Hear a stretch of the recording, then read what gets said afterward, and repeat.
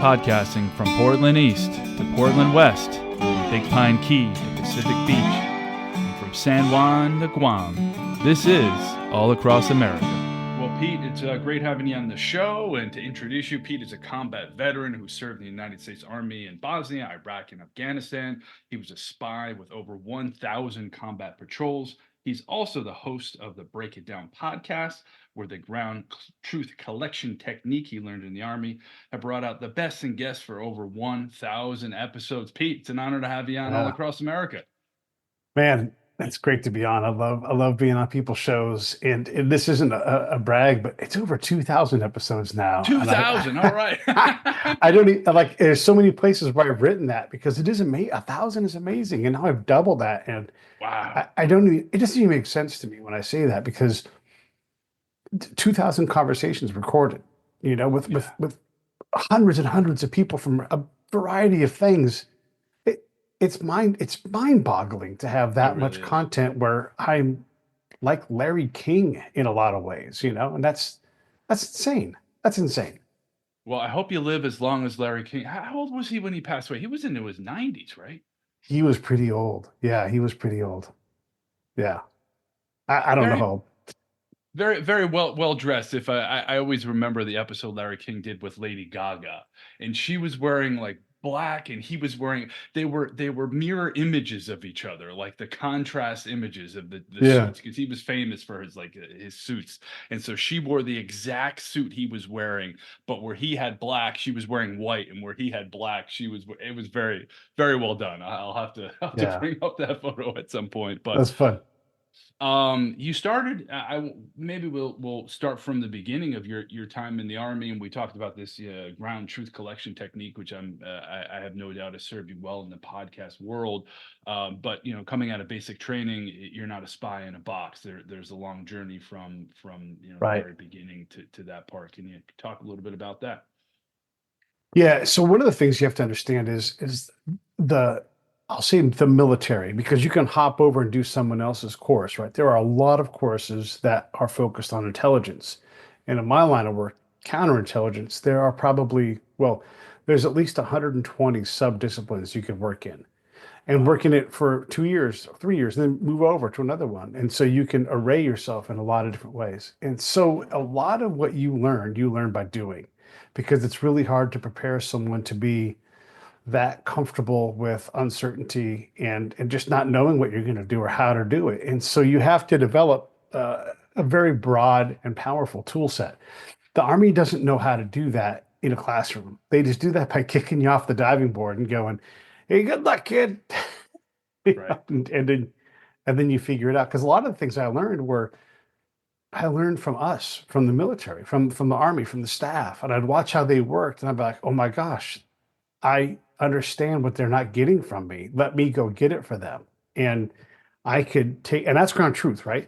So when you look at how the staff is making decisions and they're not reading my reports, well, what the heck am I doing there? If they're not going to read my intel reports, then I've got to improve. I've got to build a reading list. I didn't know I had to build a reading list. They don't say that in school. They're like, "Here's how you fill out the whatever form," And so a lot of my training was experiential, and only afterwards, when I came back from all this combat time, did I start to find the books where someone had taken the time to build the academic catalog for the thing that I was doing. And no one would have ever known to go read this, because even if I read it, I wouldn't have had the experience to make it make sense. It only worked in reverse for me. Yeah. For people who want to do it in not reverse, what books? What are those books? Yeah, there's a lot of books. I read a really good book by this author who is she's an ethnographer, and so her name is Benedicta Grima, and she went to Pashtun land. And let me see if I have it up here in my bookshelf. No, it's not up above me, but it's called Notes from the Field. And she talks about what it's like to be a woman in Pashtunistan, which is Pakistan, Afghanistan, that region, and all the rules and all the norms and the village dynamics. And I was like, I had enough experience at this point to understand that book told me that I don't see the whole picture, and that whatever I think is straight line has nothing to do with lines at all. it's different shapes. And so I had to reformat my brain in terms of how I saw that culture. So that was really powerful. I would read David Livermore books. He became a friend of mine. He's a cultural expert. And so he'll give you the building blocks of how culture works. It doesn't mean that you'll be good at cross-cultural communication and culture is very complex, right? And so you're supposed to feel uncomfortable all the time. And the only way to get comfortable with that is through experience. But I think David Livermore is invaluable. One of my favorite books to recommend is by Robin Dreeke, and it's called The Code of Trust. He's written other books, but that was the first book for me. And because when I came back, I was telling my girlfriend, I'm like, I need to write a book about trust building. I've learned so much about it from doing it. And she's like, "Oh, what's it about?" And she's like, "I saw that book. It's in Barnes and Noble. It's called The Code of Trust by this guy, Robin Dreeke." Guess what Robin Dreeke was? Robin Dreeke was a counterintelligence agent who taught agents in the FBI how to do this job. And I'm like, oh my God. So we've become friends because we talk and we get each other. There's conversations where there's richness in there that only he and I could talk about. And he like his nodes where he's like, you have to surrender self, no ego, ask for nothing, see how you can provide value. All of that stuff is the exact same stuff that was in my head. I just hadn't typed it out. And as I read his book, I'm like, oh man, I was so happy for him because he wrote something that I knew from being in the field was real. And so I think those three books will give you a foundation of that you're not going to see in the Army or the Air Force or the CIA. Those three books will give you a really, really strong connection to where you need to be to do my specific kind of counterintelligence. There's 120 plus jobs in that field, so it may not apply to anybody else. So there's no manual per se that one can read, or at least that is the DoD has produced. I mean, they have tons of manuals, but they're doctrine, and if you're good at the job, you're ahead of the doctrine. The Right. doctrine just gives Right. you a baseline. It's like I don't know, like I can write a doctrine on how to be a paper boy when you're 13 years old, back when they were paper boys, but you have to go do the job and then know that that isn't going to work here. That piece of doctrine isn't relative to what I'm doing because there is a dog in that yard, and I'm not going to go into that yard and put the paper neatly on the front mat, right? I'm going to Right. huck it. Right. And then this guy over here, he wants me to huck it. He wants me to hit the door so he knows the paper's up because that gets him out of bed. And you only learn that by collecting on the day I need to collect. And the guy's like, "Will you hit that door harder for me?" And I'm like, "Yeah, man, I will." And that's that ground truth, right? And so ground truth, once you have the capacity to understand the baseline for that job, and it's a very complex job, once you have the ground truth, then you can start to back up and go, how do I approach this? So I'm giving ground truth to the staff, to the commander, and really to the locals as well, because you got to communicate to them. In my line of work, how I approach it. And so what branch were you in within the Army? I mean, were you initially in infantry and then moved into intelligence? No, I came in as a counterintelligence agent. I was a college graduate. I had a degree. And at that time, that was a pathway into counterintelligence. You Wow. have to Okay. be, I think it's 21 to take that job legally. You can do it, you can get assigned it, but you Gotcha. can't be a Okay. sworn in federal agent. So I was already 24 when I got in. And so I just went straight in and I knew zero about, I mean, when I tell you I knew nothing, I knew nothing about the Army because it just wasn't part of my world. My uncle was in the Air Force, but nobody else from my generation had been in, and so I didn't have those stories or any of that knowledge when I grew up. And so what made you choose, the Army, the military over the CIA, for instance? Uh, well, the Army offered me a job. It's the Fair simplest enough. way, and and the CIA takes a different path. From where I was, I hadn't taken the path to become a CIA. Maybe later on I could have, and I certainly got close a couple of times, but I never pulled the trigger. They never pulled the trigger on me, and I never pulled the trigger on them. But that pathway is, the right degree from the right school, and they can be pretty picky at the CIA, right? And so I wasn't their kind of guy initially, and the Army is like anybody's our kind of guy, and it worked out that we had all put me in the right position and I thrived in that, but only when they got me as far away from home base and as far away from the commander as possible so I could go out and do what needed doing. Because I didn't need a lot of encouragement. I needed some guidance for sure, but I didn't need a lot of the typical. Look, I was a high performer, just we'll say it that way. And in my job, if you're a high performer, you need to be out on in the field doing things. So what does that look like being in the field? And maybe we can use Afghanistan as an example, just because it's the Sure. most recent war ended, like, but it's the most recent conflict. Yeah. So a little bit of context too there, because when I was in Afghanistan, I had developed my system. I actually built a system on how to do all this stuff. And so I validated across several provinces in Iraq. And now I got to Afghanistan. I'm like, I know what the hell I'm doing. And I know more than the people I work with. I'm not being arrogant. I just built it and I tested it. And I'm like, is this right? Am I getting this right? And the answer kept coming back, yes, you know more than these people. You are now valuable at a level that's well above the average military person. This is not because I'm a better person. It's because I'd stayed in my field long enough that I had developed real professional capacity there, and I could outperform people who were in a job for 18 months or 2 years. And so then they deploy and they're playing catch up the entire time. I am so far ahead of them, I can predict their future for them. And it's not because I'm omnipotent, it's just because I've learned from all the past units what was going to happen. So you have to add that context in. So a day so what I'm going to do, I'm going to do one of two things. If I have my ability to go do what I want to do, I'm going to go out to the field, I'm going to go on patrols, and I'm going to talk to locals. That's one of the main things I'm going to do. The other things I'm going to do is I'm going to go to whatever the senior element is there. Is it a company? Is it a battalion? Is it a brigade? And I'm going to sit in their staff meetings to see what they are working on, and I'm gonna give myself jobs. Now, look, the Army will love to tell me, Pete, we want you to, here are our 150 questions we'd love to answer. And they're all focused on threat. But the ultimate goal for us in Afghanistan was to stabilize and establish the government and make it legitimate. So there are already assets there looking at threat. Matter of fact, everybody looks at threat. And so what I realized a long time ago was if I didn't look at threat, and I never, here's the worst way for a guy like me to go find the bombs and the bomb makers is to go, where are the bomb makers? Where are the bombs? When I walk through town, right? It doesn't work. And so I would not talk about threat-based things at all. And people would say, well, who are you? What are you trying to do? I'm trying to communicate what you guys need and where you're at to the Army so that they do fewer things, but do them better. And they're like, really? And then I would have to build trust with them. So my job would be to go out and talk to them. And then I'd go back to the Army and I would talk to them. And then I'd go back to town and I would talk to them. And when I say town, it's all over the place. I'm all over the entire province. The province is like a state.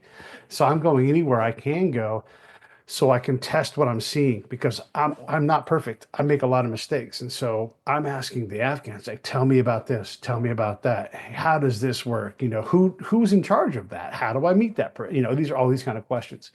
And that slowly allows me to build a network. That's what I'm doing every day. So I'm building a network of people that I know that I can build trust with.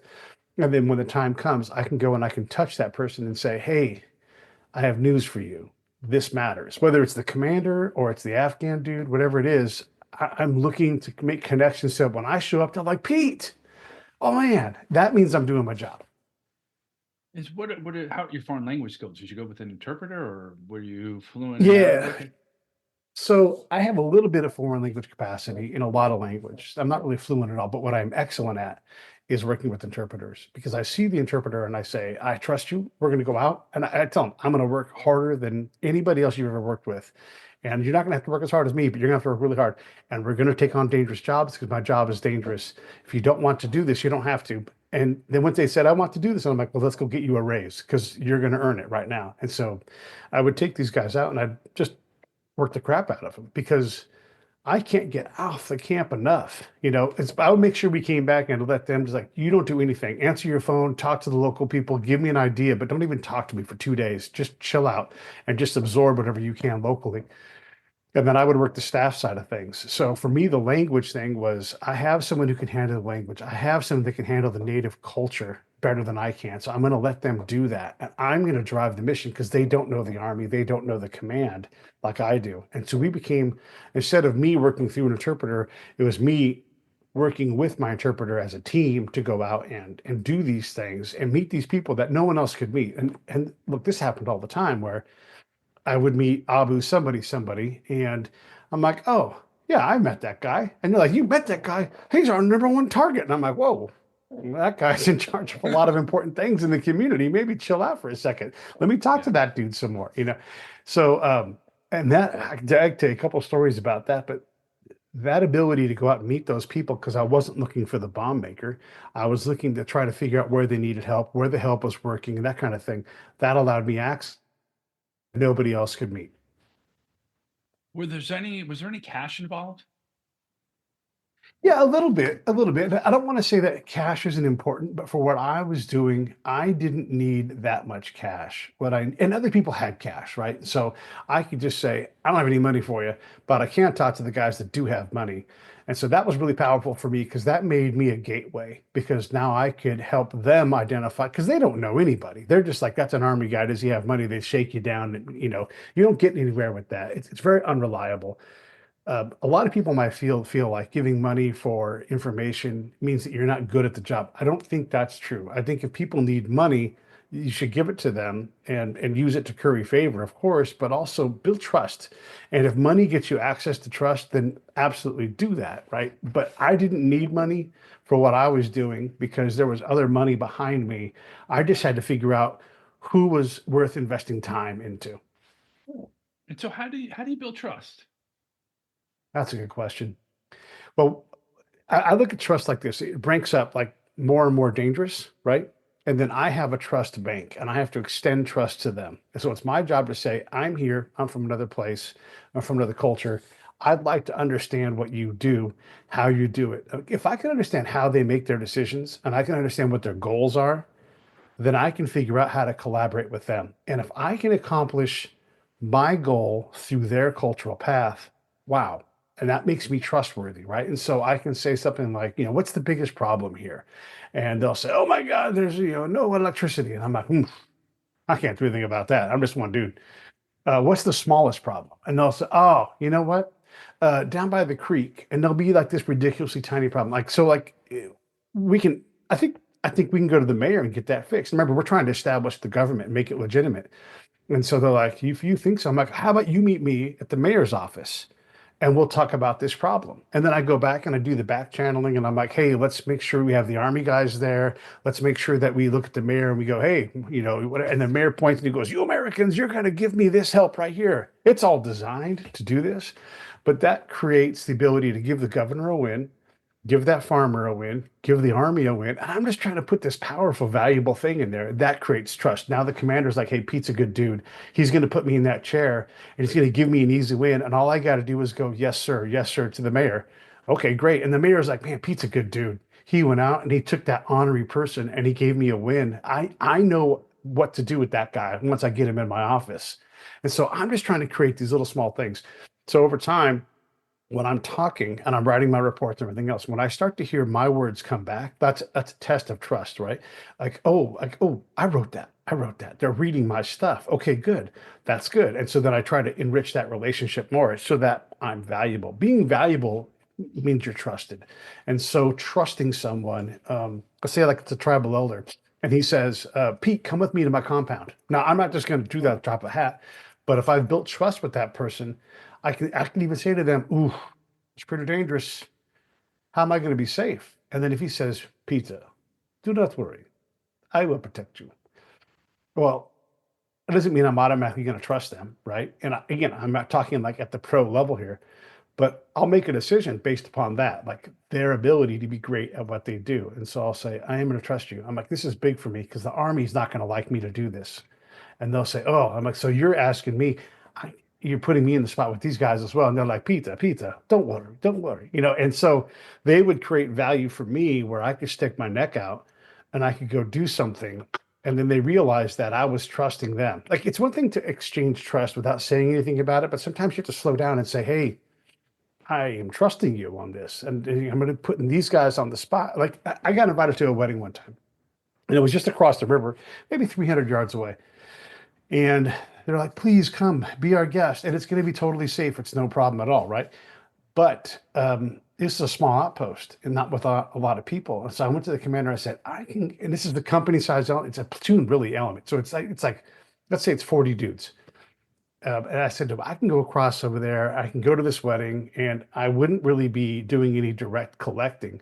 But the main thing is that you guys would have to come get me if something happened. And I don't want to put you on the spot. And the commander's like, man, I'd love it if you didn't go. we don't need that kind of trouble. And you and I both know nothing's going to happen. But if something does, that's my career. As just him pointing to himself. It's a lot of problems. I don't fear going out and fighting these guys, but I don't want to have to get into that fight at a wedding. He's like, if you could skip it, I'd appreciate it. And so I do. I skip it because I don't want to use his resources in a spot where I wasn't sure why I was going in the first place. It's one thing to be invited, but do I need to go? So that trust for me has to be built with the locals, but also with the army. And they have to understand that I'm trying to make these hard decisions on where to go. And look, if he had said, "Don't go," I still might have gone, but only because I knew why I was going and there was going to be something valuable there. And his fear would get overridden by the information that was there. I'm explaining a very complex thing. So if you feel like you're not quite getting it, or if it sounds like I'm No, full of no, crap, keep going. but that's the trust building thing is so reducing my ego so it's never about me, right? Communicating what they need and trying to find ways to fill those gaps and trying to find avenues where we can have a relationship that's truly valuable to them. That's how I build trust. I become valuable to them. And if you're valuable, you get trusted And sometimes. so, and so, would your role, I mean, would you be considered a bit of an advanced man, a bit of a person who, instead of having some sort of conflict, you're able to steer the army into more important battles or away from Mm. particular battles? Like what was really your role Yeah. as a spy? The way I explain this easily is I had four things I had to do was help the commander win more and lose less, help the enemy lose more and win less. And so all of a sudden that takes out like where are the bombs? It's important to find the bombs, and I certainly found them. But if you're looking for something that nobody that may never happen in your area and no one wants to tell you about it anyhow, you waste a lot of time doing that. Meanwhile, the mayor has no connection to his people. And that's something I can work on every day, right? And that's the commander losing every day. Every day the commander is losing because nobody's coming to the government center to solve problems. We have free stuff for them. The government for their government has free stuff and they won't come pick it up. Well, that's a problem. And if I was a commander, I'd want to know about that. And so that's what I look for are these things that allow us to win more and lose less. And if we do that, simultaneously, the enemy is losing more and winning less. And you have to just repeat that dance over and over again. That's really what I focused on day to day was trying to find those things that gave the army, the commander, something that they weren't getting from anybody else. And look, I could be honest. So I could do the whole truth to power thing. And I could say, hey, I know you guys went in with the civil affairs team because they were going to create a connection to the government. I went before, I went during, and I went after that operation. And I'm going to tell you, nothing there, man. Didn't work. But I'm just picking on civil affairs. The civil affairs guys were like, well, we planned this operation and we spent this money and we built this hall and everybody loved it and they're now more closer to the government. And I'm like, no, Yeah, the didn't sunk happen that costs. They way. don't want to admit Yeah, it. Yeah. right, right. And I'm like, and it's not me saying this. It's just 15 different dudes. The mayor's like, I don't even know why you guys built that thing. You just picked a spot. I had plans for that spot. I write all that stuff into my report. No one's going to tell me that unless they trust me. I can't write that report and give it to the boss unless the boss trusts me. And when the boss is like, we are going to do less dumb things that the governor doesn't want. What does the governor want to do? And that trick right there to get the commander to say, I surrender power to the governor, who is the governor in this area. He's going to be the governor. We're going to follow his lead. Pete, can you figure out what he wants to do? Whew. Now I got high risk trust on both sides because Right. now I got the governor communicating through me to the boss and the boss communicating to me to the governor. And I've got to take care of that message. And so it's a tight wire act. But because I've built things and it's not for me, it's for me to communicate. Now all of a sudden the governor can say, the commander, the army commander, because of Pete, is helping us do the things that I know you guys want. So here's the next thing we're going to do. And he would task the army now. And he wouldn't even ask. He's like, here's what you're going to do. Now, some of this we worked out ahead of time so that he wouldn't promise something he couldn't deliver. But Right. a lot of the time, he just knew what we had available. And so he would say, these, because let me just give you an example. This is Afghanistan again. So we would get provision from airdrops. So an airplane would fly overhead and they'd push 10 pallets of stuff, a parachute, and they would float down. And that'd be our milk, our fuel, our water, all that stuff.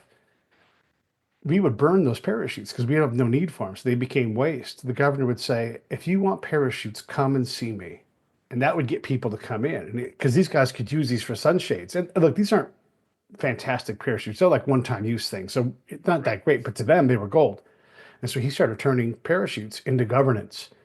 And I'm writing this to the commander. I'm like, by the way, instead of burning these things, we've turned them into a government win. And he's like, well, we don't even have a program for, and he's not acting this dumb. He gets it, but I'm playing like, he's like, we don't even have a program for parachutes.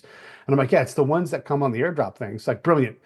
These guys are taking that and it's helping the valley calm down and be further away from the Taliban. By the way, in the heart of Taliban country, it's like, yeah, cool. Keep going, keep doing that. Because I can't, from my chair, replicate that, but the governor can. And that's who we need driving this whole thing. Wow. So it's almost like half a fixer, half stakeholder engagement. It's kind of all of the above. Yeah, sales guy, Right. news reporter. Yeah, but for sure, fixer for sure.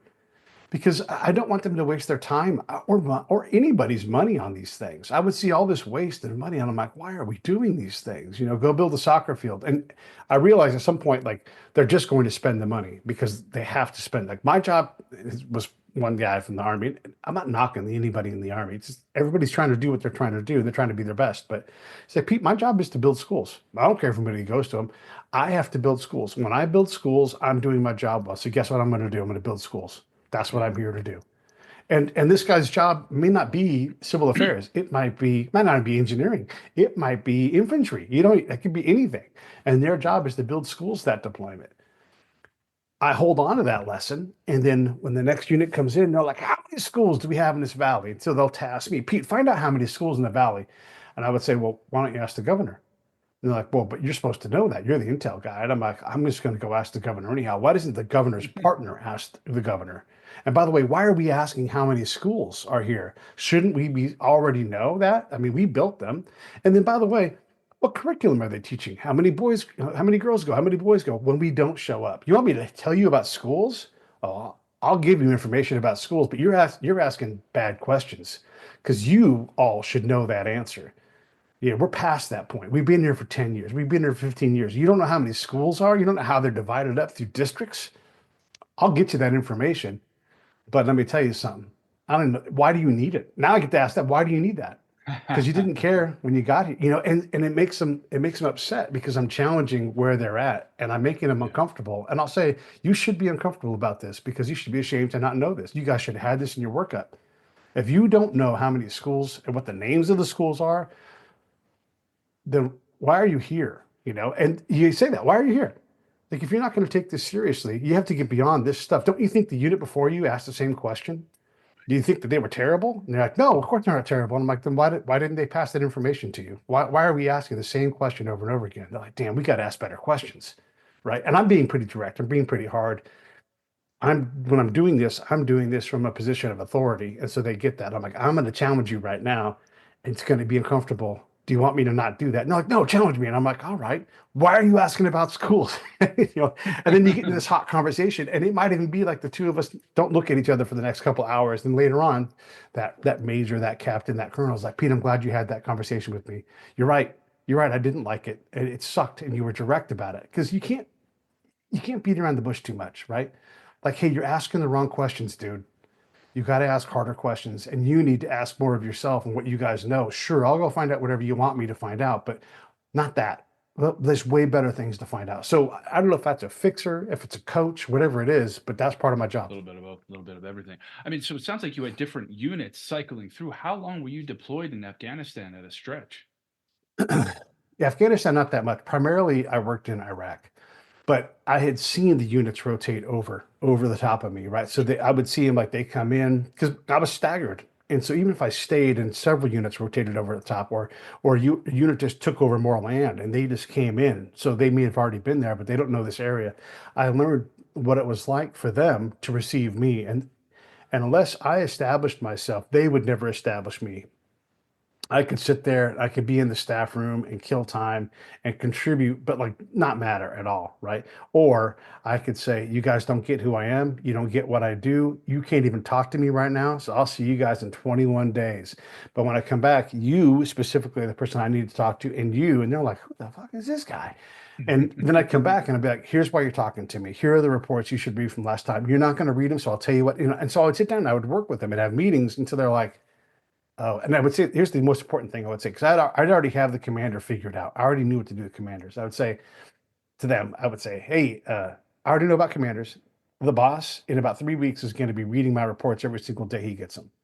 So you need to understand that. I don't want you to fall behind. I don't want you to get caught unaware.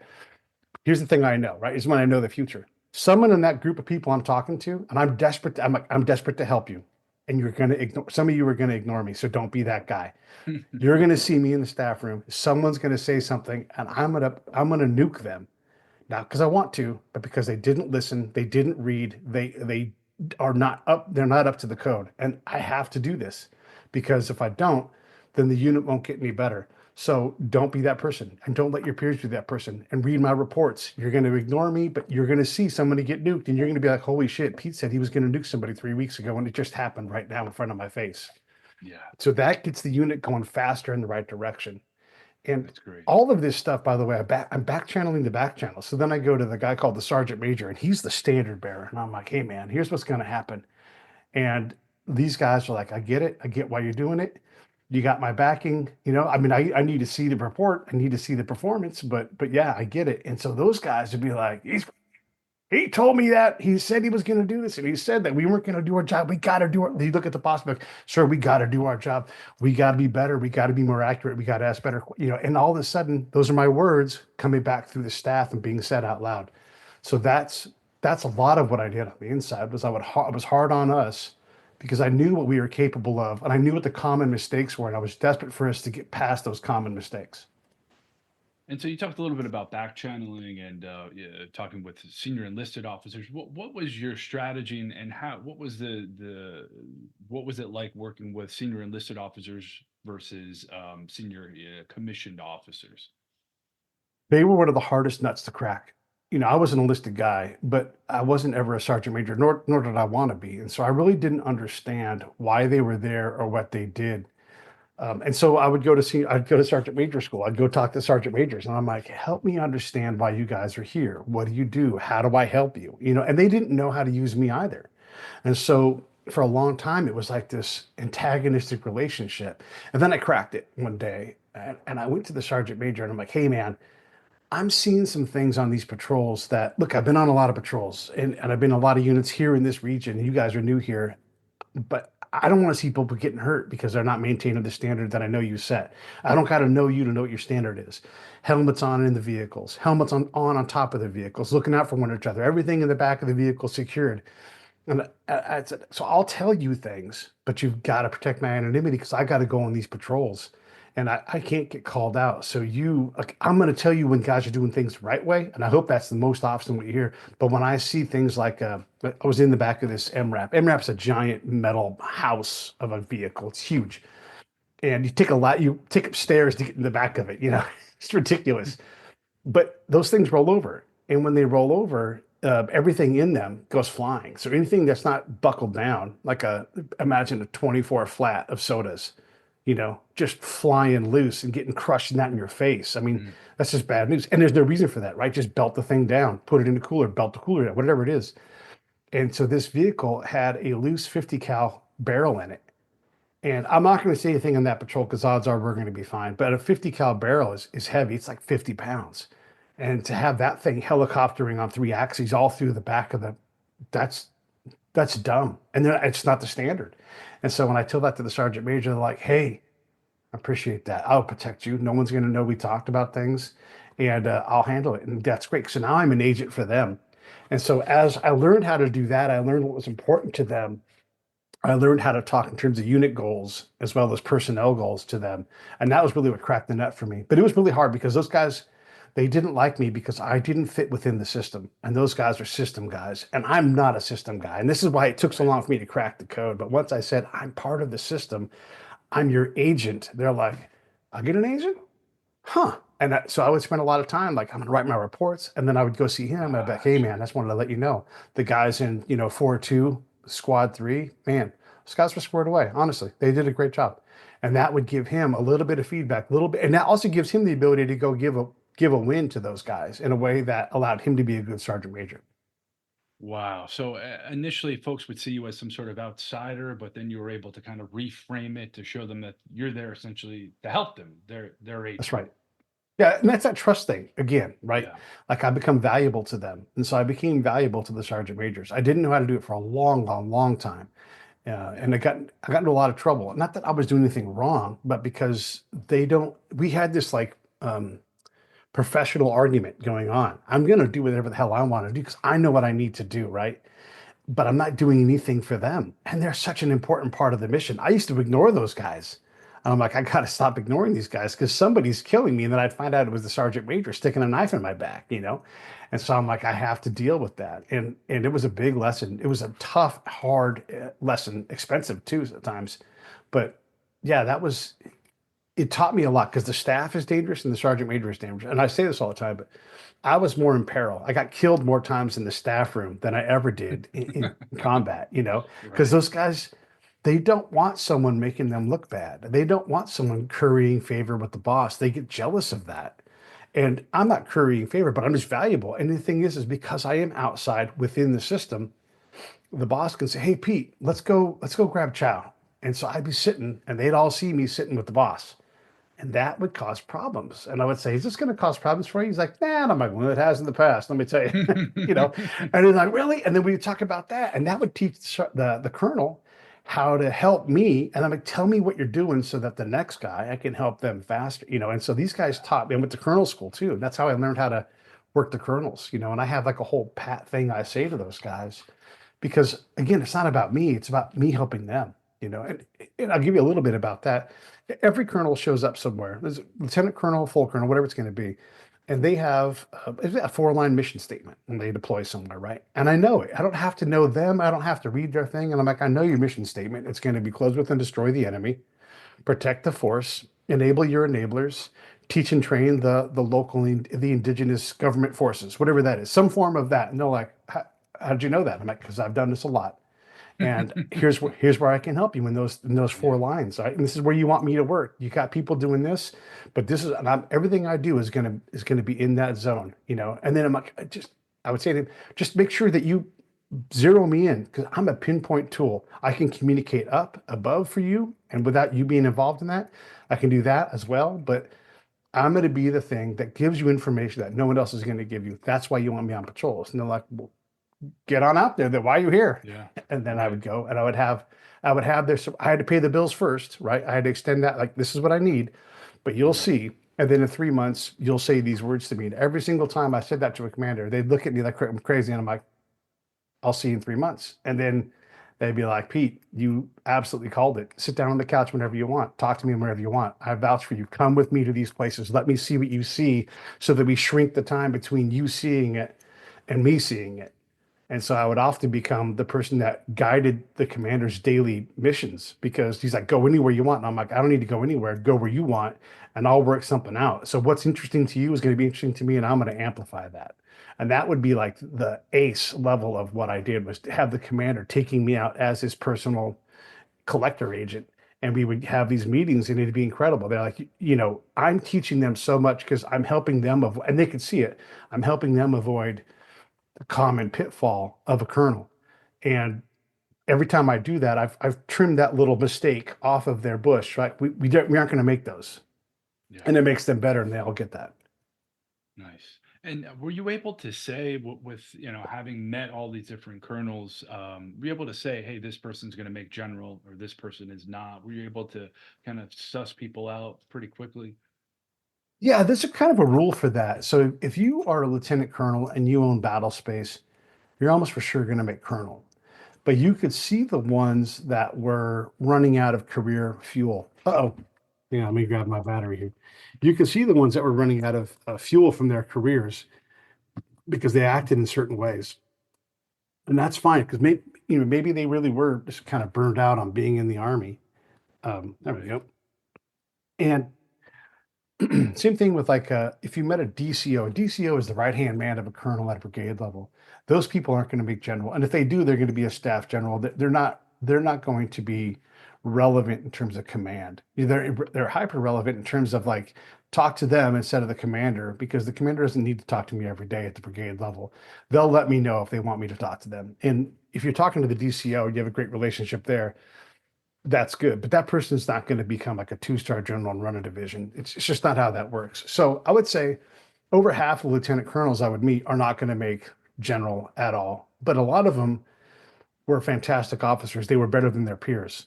And so they all have energy. If you're a lieutenant colonel in your own battle space, if you're a full colonel in your own battle space, again, you're going to be general.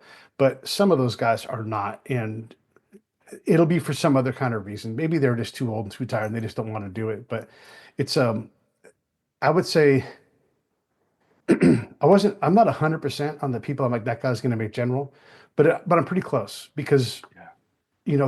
they've already culled their peers at a pretty high level. And so now it's like, can you keep your nose clean? Can you go out and do the next two jobs? And can you get that brigade right away? And so when you see a guy come back, so I didn't work with him directly, but I worked in the same region as a guy that I worked for later. So he was a battalion commander when I worked for him. His boss, who was a battalion commander, and again, I wasn't really assigned their section, although we were in the same immediate area. He went on, and I became his guy when he was a brigade commander. And I'm like, oh man, this guy went from battalion to brigade this fast. Oh, he's going to become a general because they wanted him to get that next level of experience. And Right. for sure, that guy got general. I think he made it to two-star before he retired. Wow. Okay. Yeah. So tell me about you've worked in Bosnia, Iraq, Afghanistan. What about human nature do you feel is universal, and what was more unique to the specific regions and culture? Yeah, that's a good question. So nobody likes cancer. Everybody wants their kids to be better than them. These are really basic things. Everybody wants to be proud of where they're from. Everybody wants to. Here's the thing that I learned how to do, and I learned how to explain it before, after I learned how to do it, is learn how to be a good guest. Like if I came to your house, I'm not going to say no to the things you offer. I'm going to say yes because you want to show me your best. You want to be a good host, and I have to allow that, right? Yeah. And that You makes got to us all break bread. uncomfortable. And yeah, exactly. Yeah, if you break bread with someone, come on, you become a lot closer. And if you're like, hey, so, and I think you do this. I like to go to people's homes and do my show Yeah. if Yep. possible. Sometimes, like for us right now, this it wasn't practical, right? But if it was practical, even if it was slightly impractical, I'd still go do it because when I go to fill in the blank famous person's house in Hollywood, and they're like, "Hey, Pete, do you want some cookies or something like that?" And I'm like, "Yeah, I want cookies. Hell yeah!" Because that's the same thing I'd say to an Iraqi colonel if he's like, "Hey, Pete, do you want cookies?" And I'm like, "Yeah." "Do you want cigarettes?" "I don't smoke, man, but sure, I'll take a cigarette. I'll smoke one with you just this once." And then they would know I don't smoke. Yes, I'll drink tea or whatever it is. But I allow them to be a good host, which makes me a better guest by Yeah. just letting them be that person. So now when I show up at someone's house to host them on my show, I become the guest for, again, like amazing people. And they're like, I had my wife make cookies because we love her recipe. And I'm like, what am I going to say no to that? No, of course I'm going to say Right. yes. Yeah. And so that's one of my philosophies is learn how to be a good guest because everybody wants to be good at hosting. Everybody wants to show you their favorite family dish, whatever it is. So if you get offers like that, then you do it. I'm gonna tell you a story that kind of reflects that, and it's in Iraq. So it's Ramadan, and I wanted to make a point to the colonel that I was working with because we were still kind of new, and so we sit down and I say to the colonel, he's Makadam is the Arabic word for colonel. I'm like, Makadam Amar, it's Ramadan. I got this canteen here, and I was going to drink water, but and I know the answers to these questions too, by the way, because I've done this before. It's just a little bit of a performance. Like, so, is it going to offend you if I drink out of this canteen? Because we're all trained this in the army. Do not drink in front of someone during Ramadan. It's highly offensive. And then Makadam Amar goes, Pizza, what if I offered you whiskey right now? Well, drink it. Bottle on the table. And so I get up and I walk away from my commander and I go to the colonel and he takes a rip on the bottle and I take a rip on the bottle, you know, and just that paradigm is not normal for a colonel. Look, I'm not saying colonels are like afraid of doing things like that, But when they see someone do it in that way, and they see me building partnership in a way that isn't taught in the schoolhouse, and that kernel lighten up. We're having whiskey during Ramadan. Are you kidding me? Come on, right? And so that's what I want them. That's what I want my boss to see, right? 'Cause I want that kernel to see. Oh, shoot, Pete knows how to do things that nobody else knows how to do. I take my gear off right away. Like, if the person I'm talking to doesn't have gear on, I don't have gear on, because if it's dangerous for them, then it's dangerous for me. And so these are universal truths where if you look for these elements of culture, they'll be there. And it's okay to not know. Like, I just don't out Iraq and Iraqi, don't out Brooklyn or Brooklynite. Let them be smarter than you in that, and purposely make a mistake so they can tell you what their version of Christmas is like, or whatever it is. My dad was married to a black lady who lived in Oakland, and my dad loved that whole experience, right? So I went to what I call Black family Christmas, which is different than white family Christmas, and it's fine if it's different. And so I would look at things and be like, hey, why do you guys do this? And they would tell me the reason why. Maybe it's a family thing, maybe it's a cultural thing, but I wouldn't make assumptions about it, and I would allow them to teach me about their Christmas. And so it's amazing. So those are real commonalities where you can find those truths anywhere. Everybody wants to talk about these things, and it's okay. Like, don't use culture as a thing to be afraid of. You use culture as a thing to help you connect with people.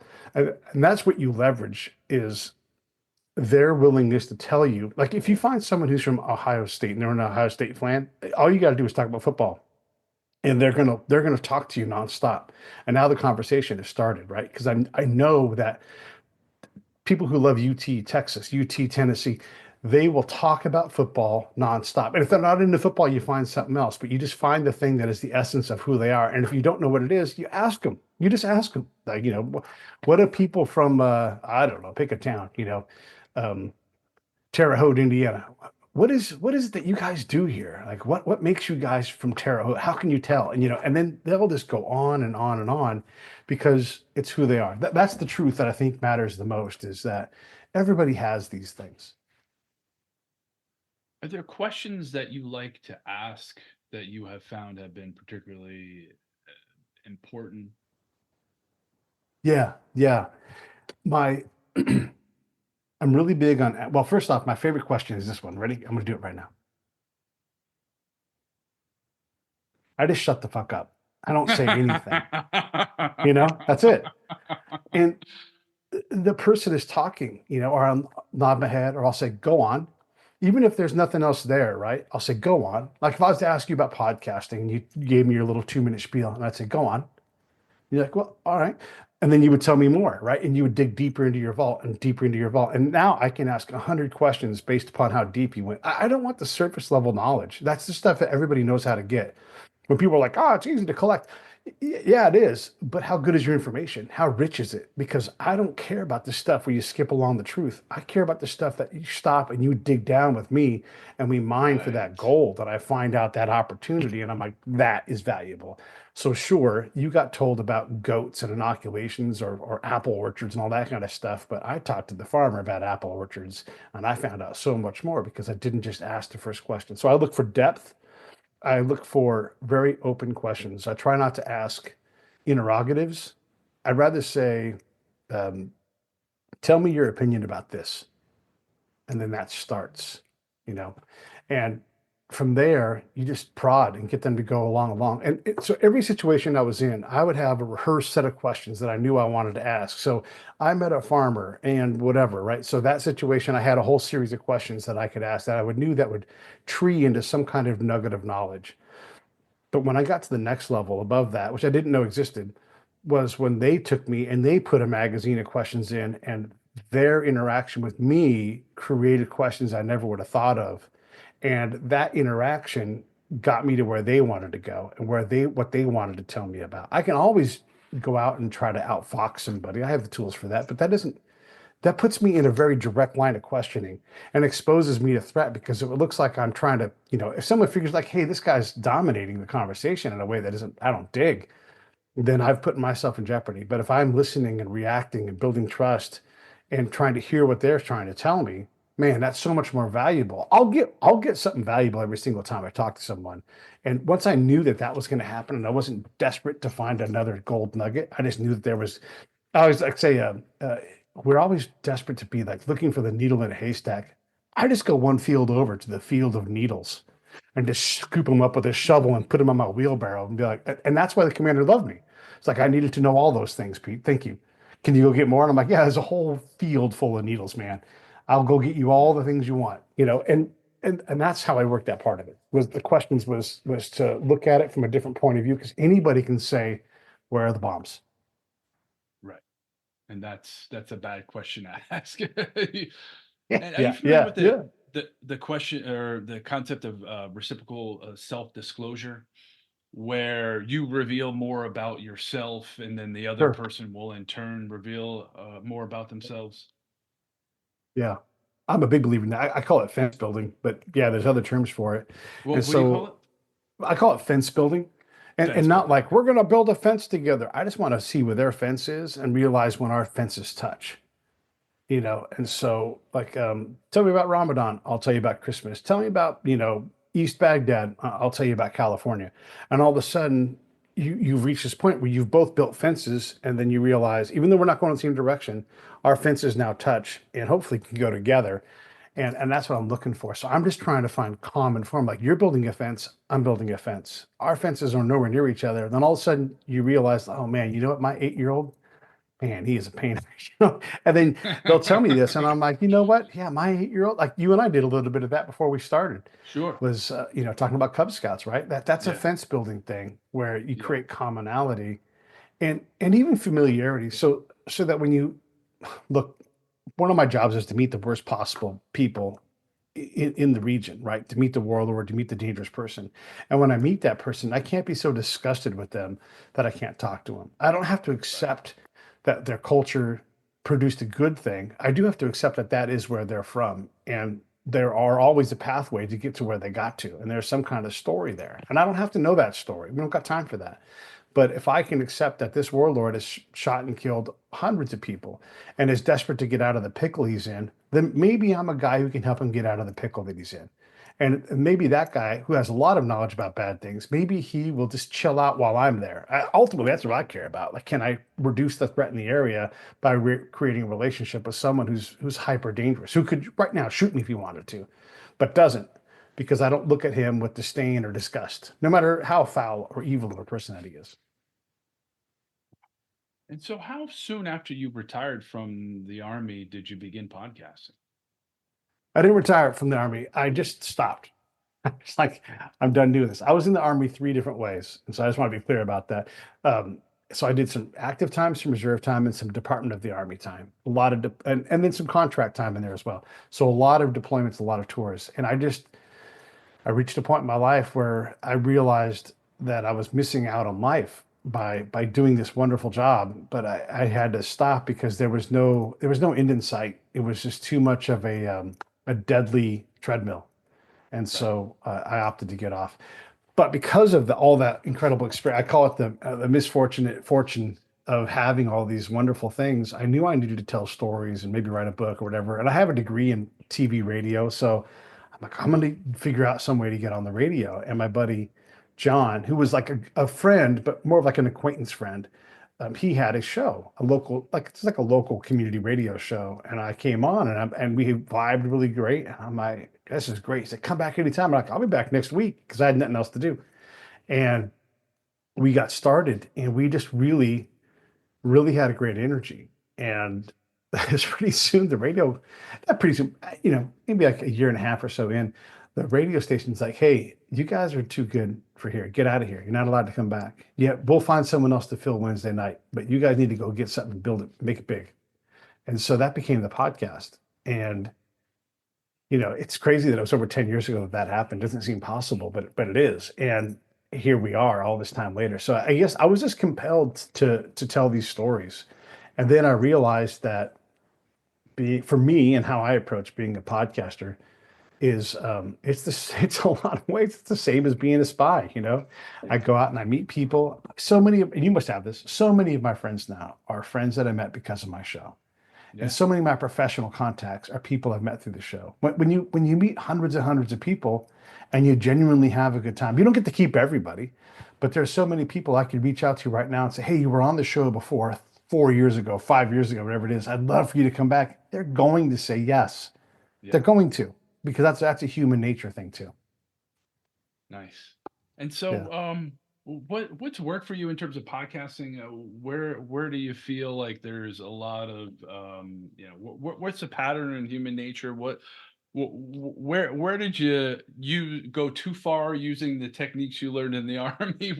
Where did you not go Yeah. far enough, and where did you find that balance? It's easy in my line of work to overwork a conversation because you're trying to be overly clever, because we're all smart people, and that you don't get that job unless you have some kind of intellect. And one of the rules in counterintelligence is, again, there's all these different jobs you can do, but there's also different kinds of people. And so to pass the test, you're probably a puzzle maker, kind of analyst person. I can do analysis, but I don't love it like they do. They have a different level of passion.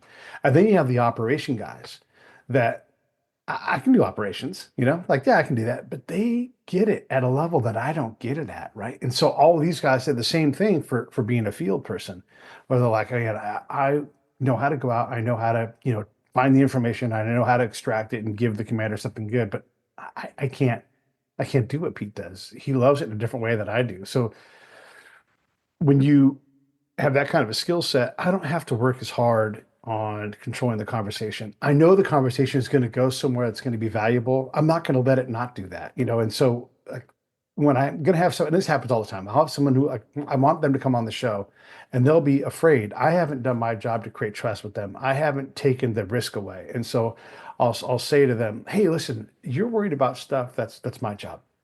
You're in Yeah. good hands. I've done 1,000 of these things. And so here's what's going to happen. We're going to have a great conversation. This is no different than being in a bar.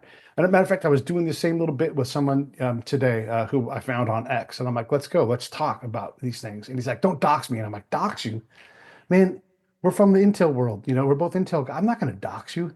I want to have this conversation because people need to hear guys like us talking about this topic. And he's like, you're right. You're right. I'm like, look, let's do it. We won't do it live. And if you don't like it, I'll press delete.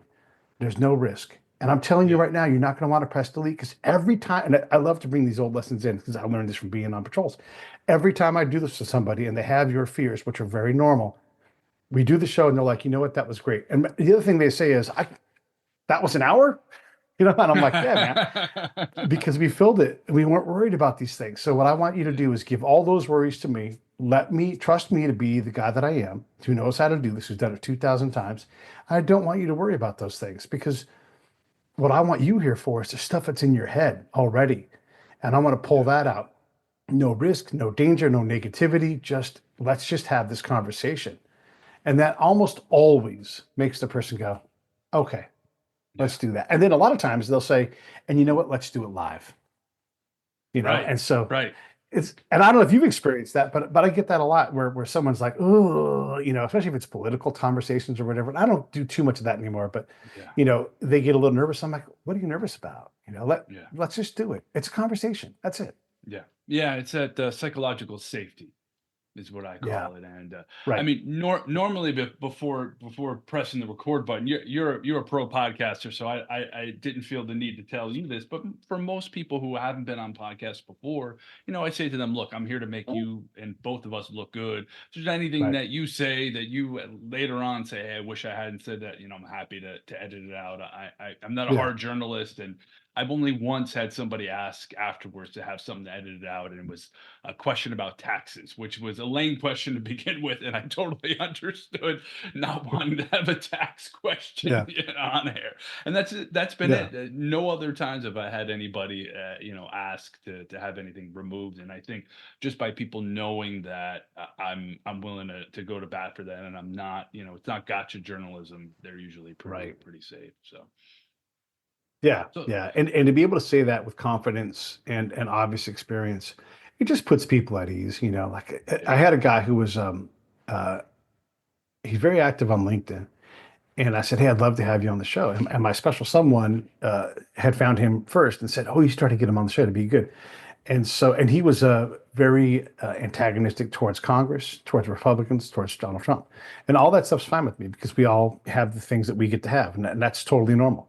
So I said to him, I'd love to have you on the show. He's like, is this a trick? Are you trying to? And I'm like, I promise, I'm not trying to trick you. I'm on your side. I just want to hear it. I want to talk to you. I think we'll have a great time because he's funny, right? He's a copywriter. But he was very suspicious at first, and I don't blame him. Look, you don't want to walk into something like that, and so I have to say, I've done a lot of these things, man. I don't do them to get people. I do them to get people. And he's like, okay, I get what you're saying, and so we were able to get past that, right?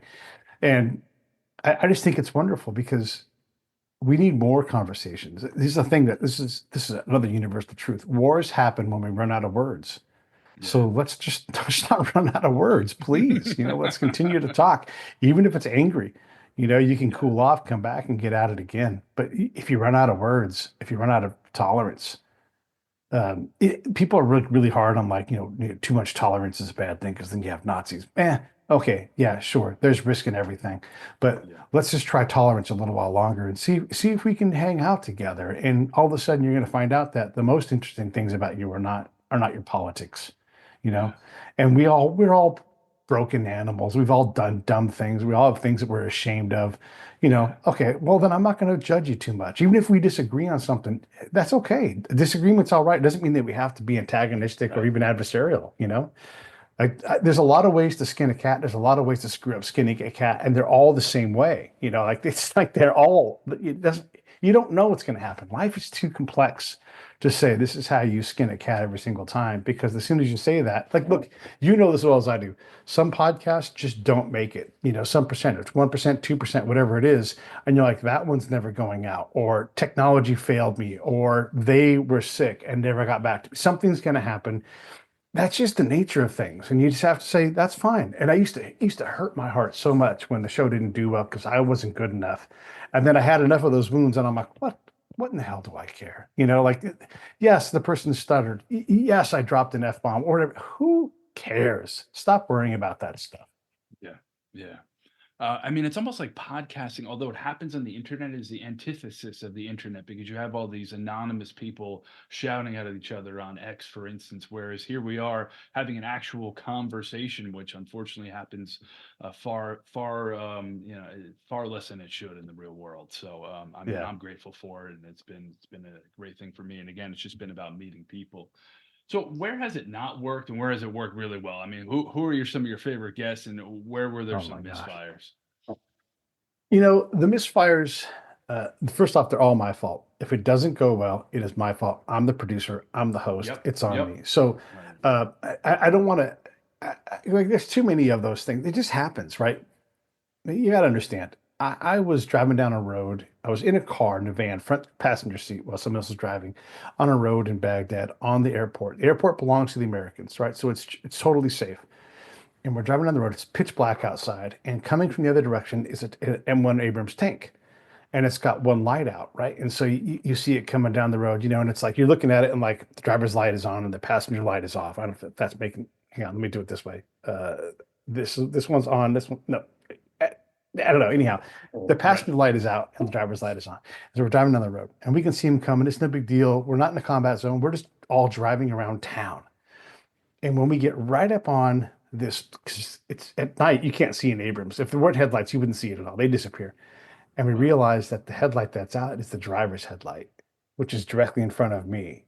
They're driving down the entire road. It's a two-lane road. And we're about to get Okay. into a head-on collision with Oof. an M1 Abrams tank in like a Toyota van. Oof. And the driver turns the wheel just enough to get the nose, and it's your wheel over. So I'm sitting like on top of the wheel, right? And so like the way the cab moves, like in this fish tank of death, and so my eyes kind of follow the thing that was going to kill me until it gets to the driver's side of the thing, and it starts to hit us, and it just tuna cans the whole entire side of our van. And I watched like the driver's side mirror just be there and then gone. Like it didn't just break into pieces, like it vaporized it. It hit it so hard. And then like the van is shaking as the tank is hitting us, and we stayed mobile and everything. We could drive the van afterwards, but the entire side of the van was just tuna canned like crazy. And so we get out inside of the road, and we're like, "Are we alive? I can't believe it!" Right? And then, by the way, that tank hit the Humvee, who was our friends also behind us. Oh, And so wow. they just kept right on going, never stopped, right? This is crazy. Anyhow, so when people like ask me questions about fear and danger, and I'm like, I've been I've been mortared, I've been shot at, I've been hit by a tank. The things that are scary for me are above that, Yeah. Like, Yeah. so for me, for a show to go bad, who cares? The other day I had a guy named Norman Ohler on the show. He's a German dude. He's written for the New York Times. He wrote a fantastic book about Nazis and how they took meth and the drugging of Hitler by Right. his doctor, Dr. Morell. Wonderful story, wonderful guest, except for one thing was I didn't realize he was recording from Germany because sometimes he's in the States. And so I just made the assumption he was going to say, hey, that's too late at night. And so I basically wake him up in the middle of the night to have him on Oh, the show. And he just did not have energy. And yeah. so I was trying to do my best to get his best out of him and I struggled to do it. The show's still good, but anybody who watches me like, Jesus, what's wrong with that guy? Is he on drugs? Yeah. Because I got him at the middle of the night, and it Yeah. never occurred to me after all these shows to ask, like, hey, are you in Germany? Because if you are, we can move the time to a time that's convenient for. I'll get up. That's my job, Right. right? But Yeah. I was disappointed that in me that I didn't recognize it, and disappointed in him for not like stepping up his energy level to say, hey, this is important. Yeah. But these things happen, and maybe we got along well enough that I'll get him back for another show because I instantly bought another one of his books and read that, and I want to say to him, There you I'm go. gonna one of the things I do is I'll take someone who's got expertise and another expertise that's adjacent, and I'll invite both people onto the show so that they Nice. can have a conversation. And I just kind of sit back in the rocking chair and let them do all the work because it's magic when that happens because those people wouldn't meet each other in any other way. And so I love to do that. So I'm hoping that I can take that not great episode. It's still a base hit. It's still a solid thing that happened. It's just, an ugly base hit. And turn it into another good episode where he's like, "Hey Pete, last time I wasn't great. This time I'm going to be great and I'm going to let him be great." So that's sort of how I approach the bad ones. And the good ones are just magic. And again, I like to bring different people in. And so most recently I grabbed Sebastian Younger, if you know who he is. Yeah. He Yeah. wrote Perfect Storm. He almost died a couple of years back, Yes. and he wrote a book about it called My Time of Dying. And Sebastian's become a friend. So I said, "Hey, I want to have you on the show," and he's like, "I'd love to." And I'm like, I want to talk about death, and I got something in mind. And so I don't tell him, but I do tell my buddy Josh Mons. Josh Mons was shot and killed in Iraq, and they brought him back after 15 minutes. So he's been all the way dead. And people are like, "Oh, it's a near death experience." No, he was gone, and they got him Yeah. back. Wow. So I'm able to take a dude that has been dead, is getting a PhD in being dead, and I'm putting him next to Sebastian in their story. And man, it was magical. And there was this weight that Sebastian was carrying around, his buddy Tim, that they had done projects with and everything. And you guys would all know these projects if you look up those guys. But his Tim Hetherington was his name. His buddy Tim had died. He had taken a piece of shrapnel doing some combat journalism, and he took it in the leg. Guess how Josh died? He took a piece of shrapnel in his femoral artery, right?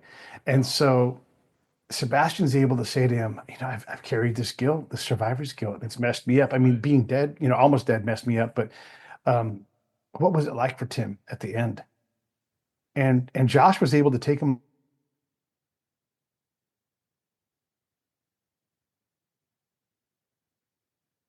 happened on my show, man. That happened. These Yeah. dudes who weren't ever going to talk in any other way, this weight that Sebastian carried, and maybe it goes right back on his back, but it's an amazing thing to be able to do that with someone. Yeah.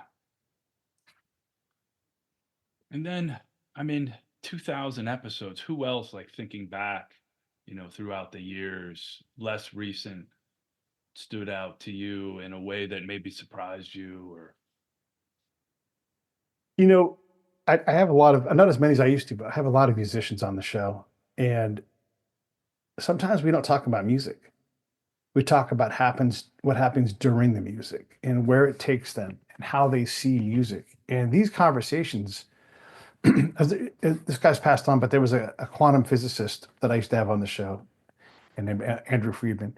And Andy was great at getting me to see the world through a quantum lens, right? And we wouldn't we talk about quantum physics and everything, but how much can I talk about that? I mean, I'm pretty smart too, but you're going to quickly outpace my knowledge of quantum physics, right?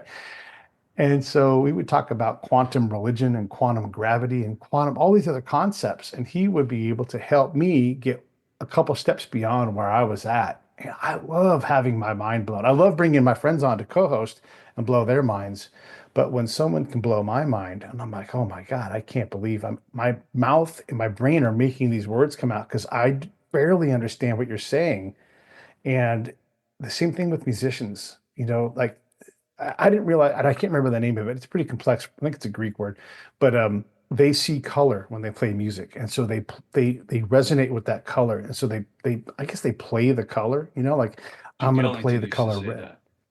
Yeah, right, right. There's a bunch of these guys that see this thing, and so when you find them, you talk to them about how they explain this thing, and this one bass player is like, I'm not even in the building, man. He's like, I play keys and bass, but I'm in Florence. And I'm like, what? But he is. He's like he leaves the building to go get us what we need from the music. And so he's in a different spot altogether. Sure, physically he's there, standing there, but he's not. And to have these conversations, it's mind blowing. So that guy's name is Charleston Quinn, who I'm talking about, who played bass, and he still plays bass, and he's fantastic. I've had a lot of world class bass players, but when you have that conversation, when you realize you're entering into a different world, man, those are awesome. I love those episodes. Yeah.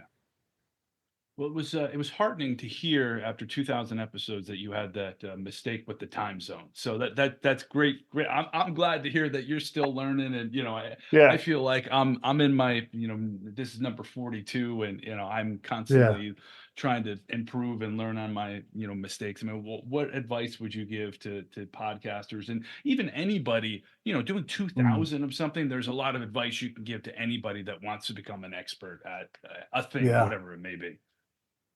yeah. So I would worry less about where you're going, and I would worry more about where you're at. And I would try to feed the show all the little things. You're at 42. I remember when I was at 42. I remember when we got to 50. It was such a big deal for us. And so a lot of the little things that you have to do. You have to just build up the callus so you continue to do those things. And also build up the courage to say, I'm going to invest my money in not doing these things because I know how to, whatever it is, engineer the sound. And I'm just going to Yeah. pay someone overseas to do that for me. And I'm going to stop doing that. And I'm going to do the things that nobody else can do, which is find the guest or, work my network or whatever it is, right? Go find money, whatever that thing is. But don't be too worried about where you're headed. Yeah, have an idea, but don't be afraid to go, boop, my idea is this now. Boop, my idea is that, because you really don't know where you're going. And some people get it. Some people get there and they're like, I'm going to monetize and I'm going to sell books, and they do that. But most people don't. And so be most people and just allow your show to kind of create opportunities. And so I would say, and this is easier said than done for sure. But whoever's listening, if you're doing a podcast, do it or don't. It's like a small business that has no guaranteed income. But don't be precious with it. Just do it. Just create it. Keep creating it until you're like, I'm going to go play guitar instead. Because then like, hey, I scratched that itch, right? And then if you Yeah. get the itch again, scratch it again, do it again. Yeah. And if something is worth your time, it'll let you know. It'll get bigger, and you'll be like, oh my gosh, this thing's on a rocket. Like I remember when my rocket took off, and I was like, oh my gosh, this is hard to keep up with. And then the rocket comes back down. But the thing is, that doesn't change, is that I just keep doing it because I built the small muscles. I know the big movements, and I don't waste time as much as I can on the things that don't matter. So just look for value. Figure out what's valuable about your show and feed that. Don't worry about an outcome that you can't control because you're competing with Jason Bateman, for crying out loud. It's like it's hard to, Yeah. Yeah. if you're competing for attention, you're going to lose that fight. So, and if you Yeah. do win it, it won't be a path that you understand. So don't be precious with the path. Just keep going. And if it's not your thing, don't feel bad about changing your mind because that's part of the learning process and you can do something else. There's always other things to do. And it's like just like any of the wagons, the drinking wagon. When you get off the podcast wagon, it waits. You can get on it whenever you want. And Hmm. now you're back on it. And now there you go. You're making a new podcast. So don't don't let those big things that you can't control stop you from doing it. If you love it, you'll do it. And if you don't, you won't. That's it. And if you don't love certain parts of it, break out your checkbook and pay someone to do that part of the job for you because That might be the hump. And maybe it costs you $500 a month. So now your job as a producer is to go find $500 or better to go find $700. So you actually have a little bit Right. of money back in your pocket, right? So Yeah. that's my advice is those things. You just don't be precious with where you're going. Go out and find money. It doesn't have to be from sales of anything. You can just go work your network and say, I need $1,000 to do this next thing. And then someone's going to give it to you, or they're not. But if you're good at producing, someone's going to give it to you. What have you found? What do you least like to do that you've outsourced at this point? I don't like to publish I just actually just started doing it again. I don't like to publish the podcast on podcast channels. I just it's I have found it to be mostly a waste of money because I don't want people to listen on those channels, and I don't want people to listen on iTunes or Apple Podcasts. I don't want them to do that because what do I get out? There's no value from that for me. So I've got to get them to get out of iTunes to go to my website to maybe click on a button to maybe buy a shirt. That's just too many steps. And so for a long Yeah. time, at least the last 18 months, I didn't publish any podcasts on podcast channels. I published them on Oh, YouTube and everything else. And right. there's other places where I put it, and the show does fine. But I don't like to do that, and it's a tedious task. And for someone at my level, I don't need to do that. Right now, I'm doing it again because I want to see, like, do I want to invest my money into it? But Right. I probably should work on PR and getting on other like getting on your show. Like, this is, to me, is more valuable use of my hour than it is for me to go like send, you know, Yeah. Yeah. and pay a company $70 or whatever it is a month to put, 'cause I put a lot of shows up, right? So it costs me a lot of Yeah. money.